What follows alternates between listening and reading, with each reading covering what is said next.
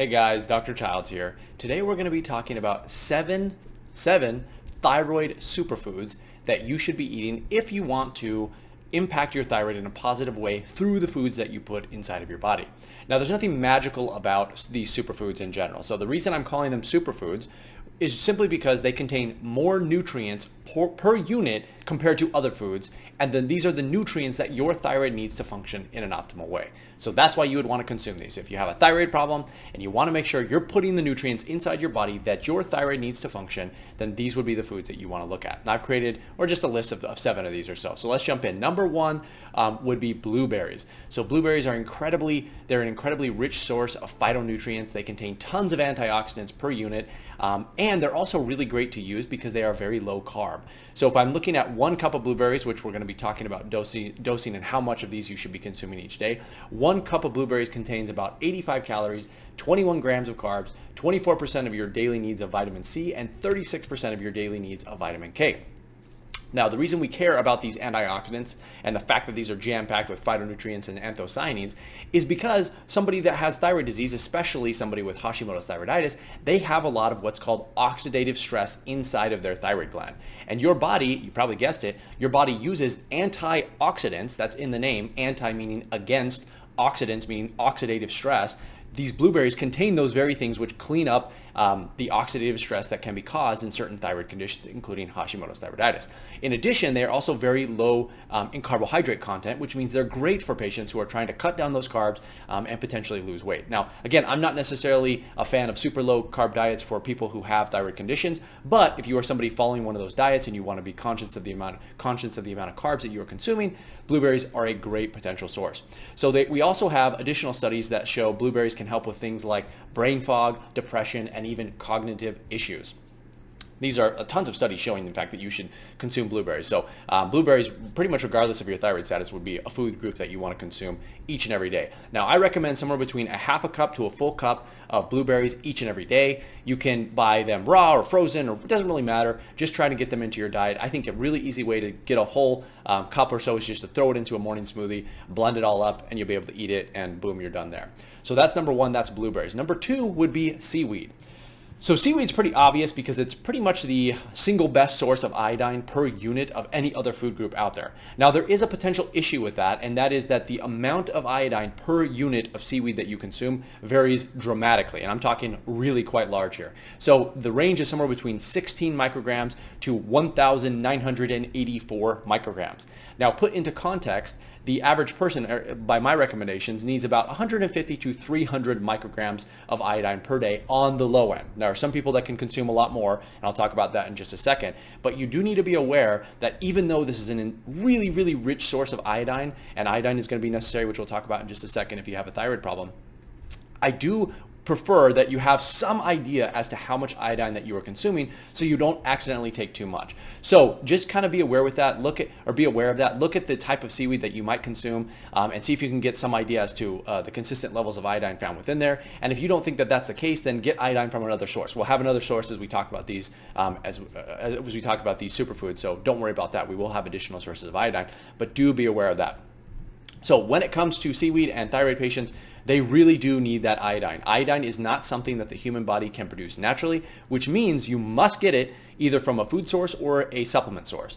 And iodine is required by the body to produce thyroid hormone. I have a whole nother video talking about how your body uses iodine to create thyroid hormone. If you haven't already, make sure you check that out.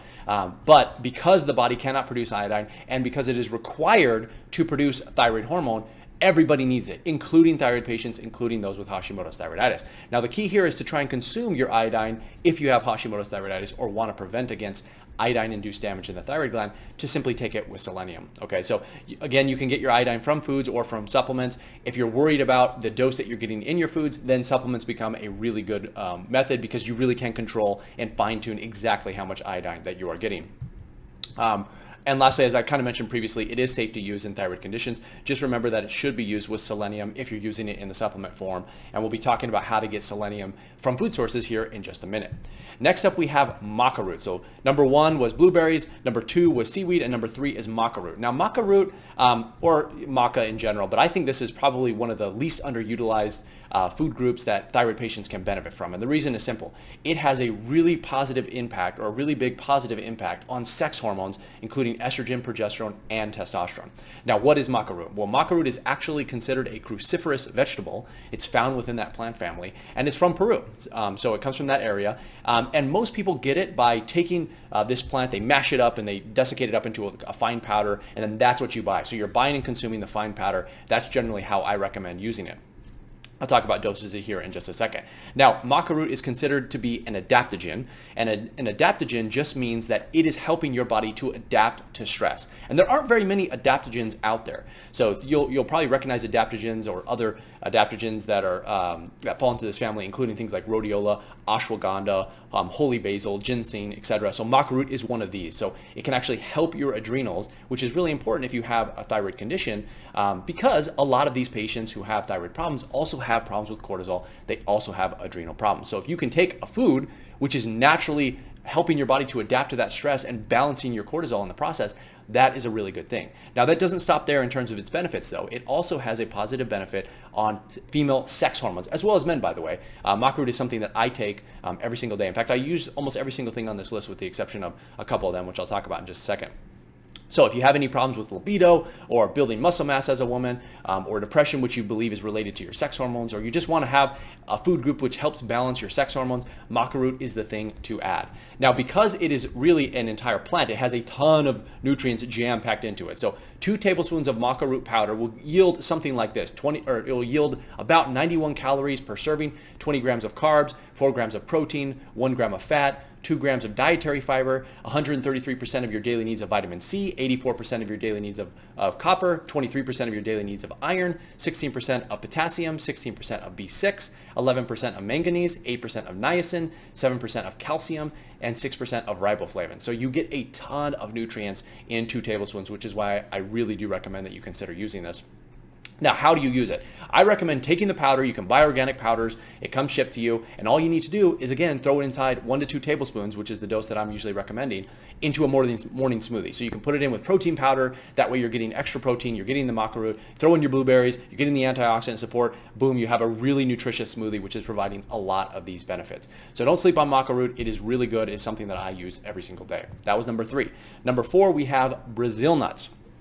So we'll talk about some of these things which may be controversial, and Brazil nut is potentially one of those. So Brazil nuts, if you were trying to get a food source of selenium, Brazil nut is the single easiest way to do that. So it contains a huge amount of selenium per serving, and I'll talk about why selenium is important for your thyroid in just a second. So 1 Brazil nut will yield somewhere between 68 to 91 micrograms of selenium, but that concentration does vary quite a bit in between the single nuts and where they're sourced and so on. So you do have to be careful. In fact, I think that range is probably a little bit larger, but what you'll hear from a lot of people is that 1 Brazil nut equals 91 micrograms of selenium, and that may or may not be true, right? That's sort of just the average. You might have one nut that has 15 or 20 micrograms and another one that has 150 or so on. And because selenium is one of those nutrients that you do want to fine-tune your dose, much like iodine, remember we talked about that, you do want to be careful how much or how many Brazil nuts you are consuming each and every day.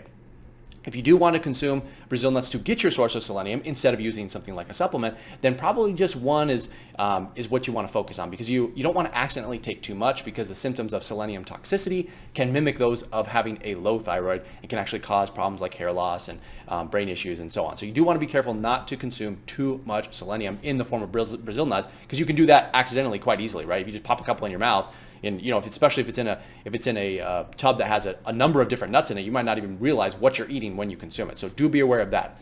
Now, why do we care about selenium if you have a thyroid problem? Well, first of all, studies show that consuming selenium, especially if you have Hashimoto's thyroiditis, can help reduce thyroid antibodies, especially TPO antibodies. This is important, obviously, because those antibodies cause the destruction of your thyroid gland if you have Hashimoto's thyroiditis. So if you can consume selenium in a natural way, you may be able to prevent that oxidative stress inside of the thyroid gland, reduce the damage to your thyroid, and potentially at least reverse or slow down that damage that's occurring in Hashimoto's thyroiditis. Number 2, selenium also has a positive impact on something called T4 to T3 conversion. So in a nutshell, what's happening, taking selenium actually improves the amount of T3 that's in your body, and T3 is the most powerful thyroid hormone. Therefore, it's helping your thyroid function in that way. Now, as I mentioned, the last thing you do want to be careful of is the fact that consuming too much selenium in Brazil nuts can be quite easy. So you do want to be careful of that. Watch for toxicity. Try to get somewhere between 1 to 200 micrograms per day total in between your food sources as well as your supplement sources. So I put selenium in a lot of supplements because, or the supplements that I have, because it's so important for thyroid patients. But do be aware of that if you're consuming selenium in your food sources as well. So you're going to have to count how much you're getting from supplements and estimate how much you're trying to, or how much you think you're getting from food sources if you're consuming Brazil nuts. Number 5 is coconut oil. So coconut oil, the reason I've included this here is because it is really it's a fat, but it's a pure source of energy that can be used immediately by the body, which is unusual for many sources of nutrients and potential food sources that you consume. So a lot of these things, a lot of food sources have to be processed by the body. They have to be broken down. You can imagine if you're consuming, let's say, sugar found inside fruits, it has to be broken down in order for the body to process it. But that's not the same with coconut oil. Coconut oil is consumed, and there's fragments called medium chain triglycerides, which can be consumed immediately by the body and burned as a pure energy source. So a lot of people, as a result of that, a lot of people who have issues in burning the producing of energy and ATP in some of their cells may see benefit in consuming coconut oil because it just goes right in, and the body and the cells are able to process it and produce energy immediately. That's why coconut oil is often used to treat brain-related issues, including things like dementia and cognitive issues, and it also has some benefit in depression and so on. In addition, it's a great oil to cook with and to bake with, so you can use it in place of things like olive oil. You can substitute it out if you're baking with other things as well. Do keep that in mind that your recipe might not turn out exactly the same way if you do switch out or sub butter, let's say, for coconut oil or something like that. So do keep that in mind. But coconut oil is a great fat. It's a very healthy fat to use. Has a lot of additional benefits, and actually we have some studies showing that using coconut oil can help improve metabolism by virtue of that energy pathway that I mentioned previously. So do keep that in mind if you're trying to lose weight. Coconut oil may be something that you want to consider using. Now, how much should you use each day? I'm recommending about 1 to 2 tablespoons per day. Do not go overboard. It is a huge source of calories, so consuming fat in any form, if you consume too much, may lead to weight gain accidentally. There is such a thing as too much of a good thing, so keep that in mind as you're using coconut oil. In fact, when I first read about coconut oil, I would just dump it into my smoothies, probably 5 to 6 tablespoons per day, and I did start to see my weight creep up a little bit because I was just using a ton of extra fat, and those calories were being used and stored by the body. So do use some of it, but don't go overboard on it. And if you're going to use it in place of the dangerous, potentially inflammatory fats, including vegetable oils. It's a great replacement for all of those type of oils. Number 6 is garlic. Garlic is incredibly healthy. It has probably one of the best nutrient profiles available for foods, just given the size of it. There's tons of studies showing the benefits of garlic. In fact, we have a lot of people who will go on record to say that garlic is maybe one of the most nutritious foods that you should be eating on a daily basis. It has tons of benefits, it has a lot of benefits, but we're going to be focusing on the benefits as it relates to immune function and improving immune system. So we do have some studies which show that it can balance the immune system, and also people who consume a lot of garlic tend to get sick less frequently. Now, we care about that if you have a thyroid condition, because a lot of thyroid conditions, about 70 to 90%, come from the autoimmune disease Hashimoto's thyroiditis. So if you can take a food which balances your immune system, it may be able to prevent that destruction from occurring on the thyroid gland and so on. In addition, garlic tastes amazing. It can be used in lots of different dishes. If you don't like to cook with it, you can use it as a powder. You can sprinkle it in things. Although I do recommend getting it from the cloves. Try not to. The powder may have less nutrients. So keep that in mind when you use it. If you do not like the taste of garlic at all, what you can do is you can take garlic capsules. So you can use somewhere between 500 and 1500 milligrams of garlic capsules each and every day. That way you get some of the benefits without having to deal with the taste and so on. So yes, it has a distinct flavor, which is pretty powerful. And you'll know, obviously, if something is cooked with a lot of garlic, but it is very, very healthy to use. And it can boost your immune system, which can help those with Hashimoto's. So if you can, definitely cook with it, definitely use it. Number 7 would be mussels. So you can opt out and use a different type of shellfish if you want. So a lot of this information will apply to other ones, but I've mentioned mussels here specifically because they're a great source of protein, jam-packed with a ton of thyroid-specific nutrients. So about 150 grams of mussels contain 18 grams of protein for 129 calories and almost 1 gram of omega-3 fatty acids. So you're getting the benefit of the proteins, you're getting a high dose of omega-3 fatty acids, and you're getting a whole host of ingredients which are which benefit your thyroid and they're thyroid-specific nutrients. So those nutrients include potassium, selenium, magnesium, iodine, and zinc. Now, if you've been following my channel for a while, you know that thyroid patients suffer from a lot of nutrient deficiencies. Specifically, many of those found in here, including zinc, selenium, iodine, which we talked about.